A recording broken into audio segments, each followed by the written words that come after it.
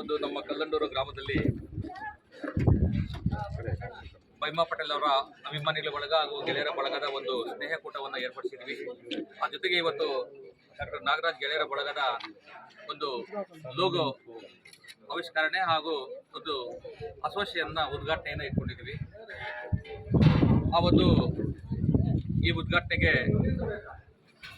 ಕರ್ನಾಟಕ ಕನ್ನಡ ಧೀಮಂತ ಮುಖ್ಯಮಂತ್ರಿಗಳಾಗಿರ್ತಕ್ಕಂಥ ಮಾಜಿ ಮುಖ್ಯಮಂತ್ರಿಗಳಾಗಿರ್ತಕ್ಕಂಥ ದಿವಂಗತ ಜಯೇಶ್ ಪಟೇಲ್ ಸರ್ ಅವರ ಸುಪುತ್ರರು, ಮಾಜಿ ಶಾಸಕರು ಹಾಗೂ ಜೆಡಿಯು ಪಕ್ಷದ ರಾಜ್ಯಾಧ್ಯಕ್ಷರಾದಂಥ ಶ್ರೀಯುತ ಮಹಿಮಾ ಪಟೇಲ್ ಸರ್ ಅವರು ಬಂದು ಇವತ್ತು ಆ ಲೋಗೋವನ್ನು ಆವಿಷ್ಕರಣ ಮಾಡಿದ್ದಾರೆ. ನನಗೆ ಬಹಳಷ್ಟು ಆನೆ ಬಲ ಬಂದಂಥ ಒಂದು ಶಕ್ತಿ ಬಂದಂತಾಗಿದೆ.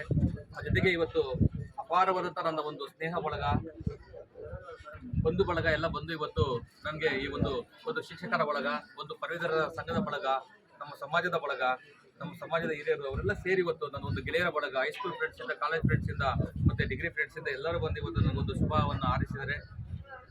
ಮಹಿಮಾ ಪಟೇಲ್ ಅವರು ನನಗೆ ಒಂದು ಜವಾಬ್ದಾರಿಯಾದಂಥ ಒಂದು ಸ್ಥಾನವನ್ನು ಕೊಟ್ಟು ಈ ಸರಿ ನೀವು ವಿಧಾನ ಪರಿಷತ್ಗೆ ಆಯ್ಕೆ ಆಗಲೇಬೇಕು ಅಂತೇಳಿ ನನಗೆ ಒಂದು ಅವಕಾಶ ಕೊಟ್ಟು, ನಾನೀಗಾಗಲೇ ಶಿಕ್ಷಕ ಕ್ಷೇತ್ರಕ್ಕೂ ಕಂಟೆಸ್ಟ್ ಮಾಡಿದ್ದೆ. ಮೊದಲು 2014ರಲ್ಲಿ 2014ರಲ್ಲಿ ಪದವೀಧರ ಕ್ಷೇತ್ರಕ್ಕೂ ನಾನು ಸಹ ಕಂಟೆಸ್ಟ್ ಮಾಡಿದ್ದೆ. 17ರಲ್ಲಿ ನಡೆದಂಥ ಉಪಚುನಾವಣೆಯಲ್ಲಿ ನಾನು ಭಾಳಷ್ಟು ಕೆಲವು ಮತಗಳ ಹತ್ತದಲ್ಲಿ ಸೋತಿದ್ದು.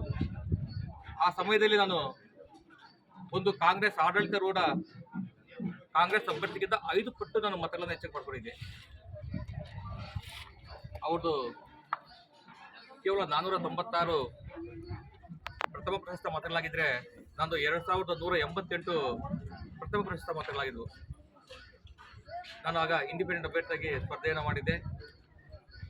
ಅದಾದ ನಂತರ ನಾನು ಒಂದು ಚುನಾವಣೆಯನ್ನು ರಾಜಕೀಯ ಬೇಡ ಅಂಥೇಳಿ ನಾನು ಸುಮ್ಮನೆ ಇದ್ದಾಗ ಮಹಿಮಾ ಪಟೇಲ್ ಸರ್ ಅವರು, ಇಲ್ಲ, ನಿಮ್ಮಂಥ ಯುವಕರು ಮತ್ತು ಸಾಮಾಜಿಕ ಪ್ರಜ್ಞತೆ ಇರ್ತಕ್ಕಂಥ ಜನರು ರಾಜಕಾರಣಕ್ಕೆ ಬರಬೇಕು, ನೀವು ನಿಲ್ಲಿ ಅಂತೇಳಿ ನಾವೆಲ್ಲ ಈ ಸರಿ ಒಂದು ಸಾವಯವ ರೀತಿಯಲ್ಲಿ ರಾಜಕಾರಣ ಮಾಡೋಣ. ಪ್ರತಿ ಚುನಾವಣೆಗಳು ದುಡ್ಡು ಕೊಟ್ಟೆ ಚುನಾವಣೆ ಮಾಡಬೇಕಂತ ಏನಿಲ್ಲ. ಹಾಗೆ ಗೆದ್ದಿರ್ತಕ್ಕಂಥ ನಿದರ್ಶನವಿದ್ದಾವೆ, ಅದನ್ನು ಮತ್ತೆ ಸಾಬೀತು ಮಾಡಿ ತೋರಿಸೋಣ.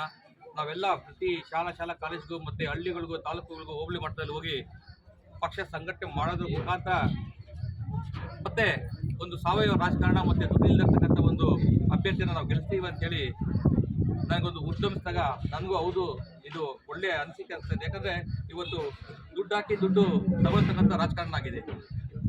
ಆದರೆ ಒಂದ್ಸರಿ ದುಡ್ಡು ಹಾಕಿದಾರು, ಈಗ ಫಸ್ಟ್ ಪ್ಲೇಸಲ್ಲಿ ಇರ್ತಕ್ಕಂಥವ್ರು ದುಡ್ಡು ಹಾಕಿರ್ತಾರೆ, 2ನೇ ಪ್ಲೇಸಲ್ಲಿ ಹಾಕಿರ್ತಕ್ಕಂಥವ್ರು ದುಡ್ಡು ಹಾಕಿರ್ತಾರೆ, 3ನೇ ಪ್ಲೇಸ್ 4ನೇ ಪ್ಲೇಸಲ್ಲಿ ಇರ್ತಕ್ಕಂಥವ್ರು ಕೂಡ ಸಹ ದುಡ್ಡು ಹಾಕಿರ್ತಾರೆ. ಆದರೆ ಎಲ್ಲರೂ ಮಾತ್ರ ಒಬ್ಬರೇ ಆಗಿರ್ತಾರೆ. ಆ ಒಬ್ಬರಿಗೆ ಗೆದ್ದ ಮೇಲೆ ಉಳಿದಂಥ 2ನೇ ಪ್ಲೇಸ್ 3ನೇ ಪ್ಲೇಸ್ ಇರೋರು ಭಾಳಷ್ಟು ದುಃಖ ಅನುಭವಿಸ್ತಾ ಇರ್ತಾರೆ. ಅಂದರೆ ನೋಡಪ್ಪ, ನಾನು ಇಷ್ಟು ಕೋಟಿ ಖರ್ಚು ಮಾಡಿದೆ, ನಾನು ಸೋತೋಗ್ಬಿಟ್ಟೆ, ಇಷ್ಟು ಕೋಟಿ ಖರ್ಚು ಮಾಡಿದೆ, ನಾನು ಸೋತೋಗ್ಬಿಟ್ಟೆ, ನನಗೆ ಭಾಳ ದುಃಖ ಆಗ್ತಾ ಇದೆ ಅಂತೇಳಿ ಭಾಳಷ್ಟು ನೋವು ಅನುಭವಿಸ್ತಾರೆ. ಅವ್ರ ಮತ್ತೆ ರಾಜಕಾರಣ ಬರೋದೇ ಇಲ್ಲ.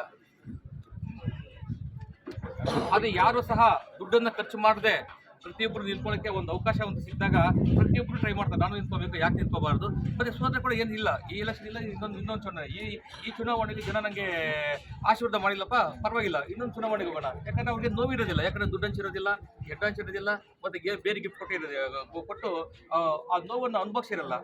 ಆದರೆ ಒಳ್ಳೆ ರೀತಿಯಲ್ಲಿ ಚುನಾವಣೆ ಮಾಡಿದಾಗ ಯಾವತ್ತು ಯಾವ ರಾಜಕಾರಣ ಸಹ ಬೇಜಾರು ಮಾಡ್ಕೊಳ್ಳಲ್ಲ.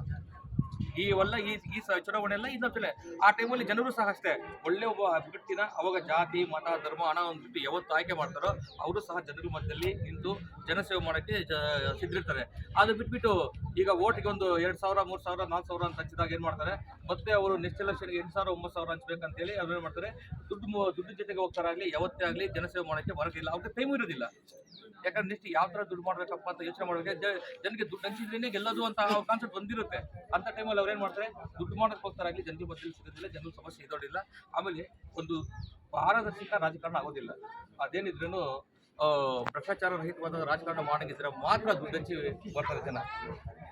ಇದು ಒಂಥರ ಸರ್ ಹೇಳ್ದಂಗೆ ದಂಧೆಯಾಗಿದೆ. ಇದು ನಮ್ಮ ಮಹಿಮಾ ಪಟೇಲ್ ಸರ್ ಹೇಳ್ದಂಗೆ ಒಂದು ಚುನಾವಣೆಗೆ ಒಂದು ದಂಧೆಯಾಗಿದೆ. ಆ ದಂಧೆ ಅಂದರೆ ಅಷ್ಟೇ, ಇಲ್ಲಿಗಲ್ ದುಡ್ಡು ಹಾಕೋದು ಮತ್ತು ದುಡ್ಡು 1ಕ್ಕೆ 4 ಲಕ್ಷ ತಗೊಳ್ಳೋದು.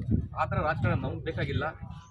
ನಮಗೆ ಈ ಥರ ಮಹಿಮಾ ಪಟೇಲ್ ನೇತೃತ್ವದಲ್ಲಿ ಬಹಳಷ್ಟು ಗೆಳೆಯರ ಬಳಗ ಇದೆ. ಆ ಜೊತೆಗೆ ಬಹಳಷ್ಟು ಸ್ವಾಮೀಜಿಗಳು, ಈಗಾಗಲೇ ಸಿದ್ಧಗಂಗಾ ಸ್ವಾಮೀಜಿಗಳು ನಮಗೆಲ್ಲ ಆಶೀರ್ವಾದ ಮಾಡಿದ್ರೆ ಹೋಗಿದ್ದಾಗ ಮುರುಘರಾಜೇಂದ್ರ ಸ್ವಾಮಿ ಮಠಕ್ಕೆ ಹೋಗಿದ್ವಿ. ಅಲ್ಲಿ ಬಹಳಷ್ಟು ಸ್ವಾಮೀಜಿಗಳು ನಮಗೆ ಆಶೀರ್ವಾದ ಮಾಡಿದ್ರು. ಜೊತೆಗೆ ಅಲ್ಲಿ ಇರ್ತಕ್ಕಂಥ ಹಿಂದುಳಿದ ಎಲ್ಲಾ ಜಾತಿಗಳ ಸ್ವಾಮೀಜಿಗಳಿದ್ರು, ಎಲ್ಲರನ್ನೂ ಭೇಟಿ ಮಾಡಿ ಆಶೀರ್ವಾದ ಮಾಡಿದ್ರು. ಅವರೆಲ್ಲ ಹೇಳಿದ್ರು ಮಹಿಮಾ ಪಟೇಲ್ ಸರ್ ಈಗ ಅದೆಷ್ಟು ಒಂದು ಸಂಘಟನೆಯನ್ನ ಮಾಡಿ, ಅಂದ್ರೆ ಜೆಡಿಯು ಪಕ್ಷದ ಜೊತೆಗೆ ಸರ್ವೋದಯ ಅನ್ನೋ ಸಂಘಟನೆ ಮಾಡಿದರೆ, ಆ ಸರ್ವೋದಯದ ಒಂದು ಸಂಘಟನೆಯ ಉದ್ದೇಶ ಏನಪ್ಪಾ ಅಂದ್ರೆ ಒಳ್ಳೆ ಕೃಷಿ, ಪರಿಸರ, ಆರೋಗ್ಯ, ಶಿಕ್ಷಣ ಮತ್ತೆ ಆಡಳಿತ, ಈ ಒಂದು 5 ಅಂಶಗಳು ಇಟ್ಕೊಂಡು ನಾವು ಹೋಗ್ತಾ ಇದ್ವಿ ಜನಗಳಲ್ಲಿ.